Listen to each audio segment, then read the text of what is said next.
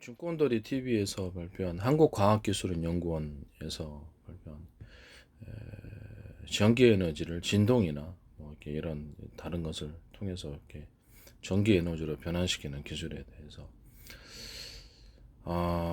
서로 굵기가 서로 두께가 서로 두께가 틀린 약간 연구 자석들 또는 이렇게 서로 사이즈가 틀린 연구 자석들과 서로 두께가 틀린 굵기가 틀린 그 구리선 구리회선들이 들어가서 그로 인해서 전기를 생산한다면 그것은 제 기술 구조에 해당하는 것입니다. 그래서 모든 만물은 서로 평균하고자 하는 원리를 갖고 있다라는 것을 따라서 서로 이렇게 굵기나 또 두께, 사이즈가 틀린 것을 갖다가 배치해 놨을 때 그것이 파동 에너지로 바뀌게 되고 다른 방식에 비해서 강력하게 전기를 생산합니다. 이 기술 구조는 아무리 작다 할지라도 반도체 안에서도 나노 입자 크기로도 이 똑같은 방식을 사용할 수 있고 웨어러블 기기에도 사용할 수 있고 또 모든 더 큰데 뭐 서로 회전을 한다 그러면 회전축을 돌려서 한다 그러면 제 방식인 하나의 회전축에 자동차 행정 실린더 방식으로 해가지고 회전축에 서로 두께가 틀린 연구 자석들의 여러 겹의 결합을 360도로 배치하고 여러 겹 한 개를 통째로 배치하는 여러 겹을 배치해서 회전을 해주고 원통형으로 해서 서로 굵기가 틀린 구리선들을 배치해주면 상호간의 반응 그것도 촘촘히 그 사이사이에 서로 두께가 틀린 연구 자석 여러 개 결합을 설치해 놓습니다. 이것은 자동차에도 설치할 수 있고 그 다음에 헬리콥터나 드론 같은 데서도 미니로 설치할 수 있습니다. 그래서 전기를 자체 생산을 어차피 회전축 돌아갈 때 전기를 자체 생산할 수 있는 방식입니다. 이것은 서로 간 여기다가 이제 서로 이렇게 딱 전기를 걸어주면 물 한 바가지 넣어서 지하수 포 올리는 것처럼 전기를 걸어줄 때도 서로 굵기가 틀린 구리선을 통해서 전기를 걸어주고 저 방식인 서로 두께가 틀린 금속 배터리의 여러 개 결합을 이렇게 중간에 넣고 그것을 강하게 전기를 유인하면 전기가 다른 방식에 비해서 엄청나게 많이 생산됩니다. 전기를 들여가지고 전기를 생산하는 그런 방식까지도 될 수 있습니다. 전기 10을 들여서 15까지도 생산할 수 있습니다. 그때 이제 전기를 들어가는 전기선도 서로 두께가 틀린 굵기가 틀린 구리선의 여러 겹의 결합이어야 되겠습니다. 그럼 이게 파동 방식의 펄스 방식의 전기가 생산됨으로써 그것도 10m, 20m, 30m, 40m, 50m, 100m까지도 회전축을 돌릴 수 있는 파동 범위 안에서 굉장히 많은 전기를 생산할 수 있다라는 것을 말씀을 드립니다. 이 방식을 그때 YTN 사이언스에서 태양 전지판에다가 그것을 이런 것을 여러 개 소형으로 여러 개를 설치해 가지고 전기를 생산하는 전에 그 업체의 기술 구조를 모르지만 딱 제 기술이라고 알았거든요. 전기를 생산하는 그런 방식을 하시더라고요. 아니기를 바랍니다. 이 기술은 엉터리가 아니며 파동 에너지로서 전기를 생산한다. 파동적인 펄스 방식의 전기를 생산했을 때 다른 어떤 것보다 강하게 전기를 생산할 수 있고 이런 방식, 제 방식인 이런 방식을 통해서 이것은 수력과 풍력까지도 가능하다. 또는 이것을 휘발유나 석유나 석유 계통들 그다음에 수소산소 이런 것들을 통해서 압축 행정, 폭발 행정을 통해서 회전축을 돌려주는 방식도 가능합니다. 이것은 제 기술 구조에 해당합니다. 아무리 작게 나노 크기로도 들어갈 수 있고 이렇게 반도체에도 이렇게 서로 그 나노 크기 입자 크기에서 연구 자석을 사이즈를 틀린 것을 배치하고 또는 여러 겹을 배치하는 수도 있겠죠. 배치하고 서로 굵기가 틀린 구리선을 배치해서 이 안에서조차도 반도체 안은 미세한 나노 입자 크기 안에서도 전기를 생산할 수 있다는 것입니다. 다른 방식에 비해서 훨씬 강한 전기를 생산하기 때문에 다른 방식들은 아무래도 전기가 약하죠. 그렇기 때문에 제품화의 가능성이 없는 겁니다. 전기가 약하기 때문에. 저 방식은 펄스 방식의 파동 방식의 전기를 일으켜서 강한 에너지 구동이 가능하다는 것을 말씀을 드립니다. 또는 구리 방막이다.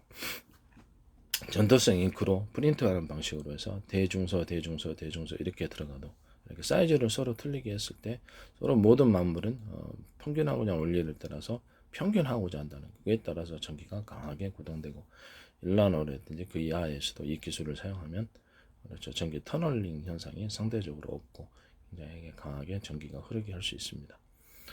광선미도 입자도 똑같이 대중서 사이즈를 틀리기 위해서 입자를 뿌리는 방식으로 하시든가 배치하면 그 안에서 강하게 전기가 구동됩니다.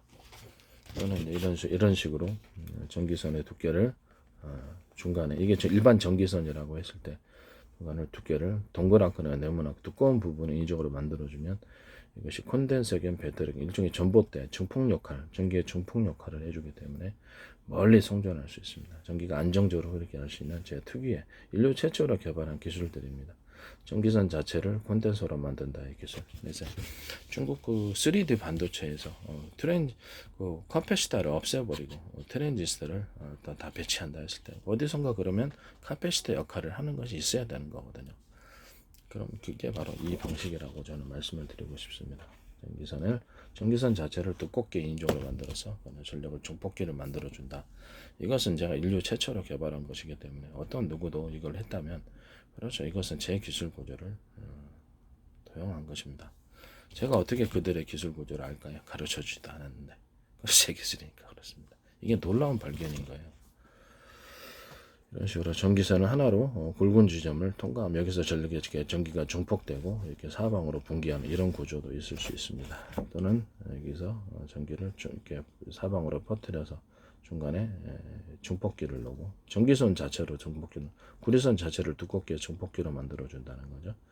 이 안에서 굵은 전기선으로 통합시켜 주거나 또는 이 똑같은 굵기라면 여러 개로 통합시켜 줘 이런 구조도 있을 수 있습니다. 이 기술은 제가 독창적인 기술들로서 이 기술을 한국과학기술연구원 연구팀에서 사용하셨다면 제 기술에 해당한다는 것을 말씀드립니다. 아주 그 나노 크기, 그러니까 아주 작은 건축 로봇에서도 사용할 수 있는데 태양 전지판을 부착해가지고 태양 전기를 뭐 소형 드론 같은 데도 가능하고요. 태양 전지를 통해서 빛으로 일단 전환시키고 그걸 기초로 해서 서로 회전축을 돌려주는 상으로 가는 거죠. 회전축을 돌려주되 서로 굵기가 틀린 구리선들을 배치해야 되고 회전축을 서로 두께가 틀린 연구자석들을 배치하고 그 위로 서로 굵기가 틀린 구리선들과 서로 두께가 틀린 여러 겹의 연구자석들이 들어갑니다. 이 원축 회전축에도 들어가 이걸로 돌아와서 전기를 자체 생산해서 이론적으로라면 1년 내내라도 떠다닐 수 있다고 말씀을 드렸죠. 이 방식은 제 기술 구조에 해당합니다. 이런 방식이 한국과학기술연구원에서 하셨다면 제 기술 구조에 해당한다는 것을 말씀을 드립니다. 이들은 설명하지 않았어요. 근데 내가 어떻게 기술을 할까요? 제 기술이니까. YTN 사이언스의 방송에서도 많이 제 기술이 도용이 되고 있습니다. 네. 저는 개인적으로 소송하지 않습니다. 저한테 사신 분이 합니다. 인류 최초로 개발해낸 그 기술들이 굉장히 많습니다. 그 기술의 값어치 100억만 훔쳐도 더 범죄인데 이거는 수십조의 기상 이렇게 해당할 수 있는데도 불구하고 그걸 맘대로 기술을 갖다가 이렇게 하시면은 이건 큰 범죄가 아닐 수가 없어요. 범죄를 국가 차원에서 하거나 미국과 영국이 만약에 공개적인 방송에서 공개적 기술로 나온 거를 이것을 저기 기업들에게 독려를 하거나 그러면 이게 범죄를 독려를 하는 건데 그런 정치인이 있다면 유법행위를 하는 것이며 중대한 범죄 행위에 해당한다는 것을 말씀을 드립니다.